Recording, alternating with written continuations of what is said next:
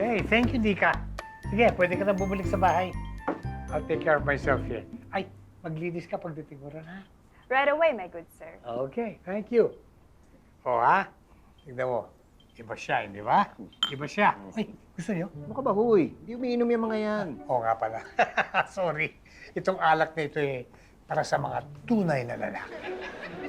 Ano? Dito ba tayo iinom o doon lang sa pool? Dito na lang at manonood kami bago ka dumating eh. Ganun ba? Anong papanoorin natin?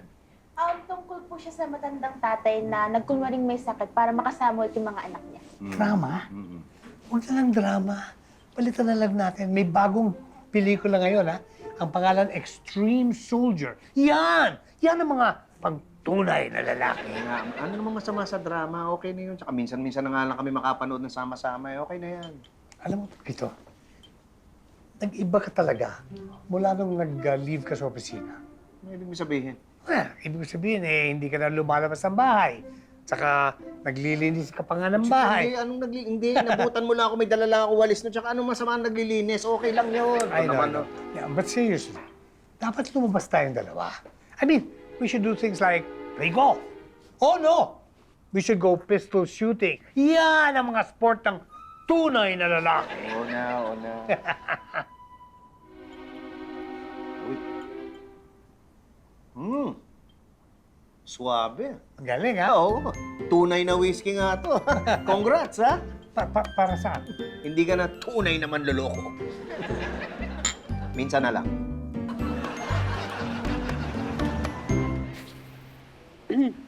So, how is it? It's good. Honestly, I don't drink, but the whiskey tastes good when made into a cocktail drink. Lovely, isn't it? You should try it too. I'm driving later. Okay. Ma'am, huwag kayo masyadong uminom, ha? Ay, tinitikman ko lang, pero masarap talaga. Masarap po. Say, Robert, Yes? you have a lovely name. You should be in a band like Robert Plant from Led Zeppelin. Or, I know, Robert Smith from The Cure. Have you ever listened to them? Who's your favorite British artist? I know those. I know them, yeah. Marami ka palang kapangalang British artist. Hindi ko po sila kilala, ma'am. I have a lovely idea. How about we organize an event right here? I sponsor it. An event? Yes. I can have your staff dressed up in costumes, looking like British artists. And they can give out samples of our whiskey to your guests. Ay, parang bongga ngayon, ma'am. Baka mag-trending pa. Tingin mo? Opo. I think it's interesting. Oh, when do you want to do the event? How about tomorrow? If that works for you?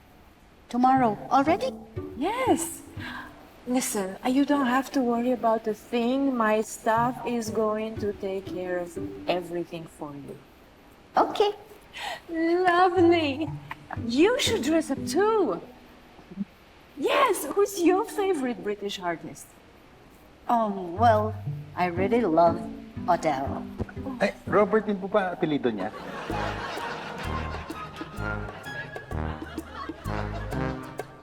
Noong nawala ang nanay niyo, parang kinuha na rin sa akin ang kalahati ng puso ko. Kaya gagawin ko ang lahat para ingatan yung natitirang kalahati. Kayo kasing magkakapatid yun eh. Kayo yun, mga anak ko. Tanggap ko kung hindi niyo ako kayang irespeto bilang ama. Pero nakikiusap ako sa inyo. Namiss ko tuloy si Baba. Respetuhin niyo naman ang namiss ko alaala tatay. ng nanay niyo. La, sir. Pareho pala kayo ni Tommy, no? Ano? Pareho kaming may namimiss? Ay, hindi po. Pareho po kayong pangit umiyak. Kasi umiiyak. Yan! Ikaw ka umiiyak. Ikaw umiiyak kanina ka pa. Ang laki lang ng loko. Narinig ko kung umiiyak ka pa kanina. Ano pag umiiyak? Di ba ako umiiyak? Hindi kasi, di ba? Hindi ako, ha? Hindi ka na pala mo, kaya ako umiiyak. Iyakin!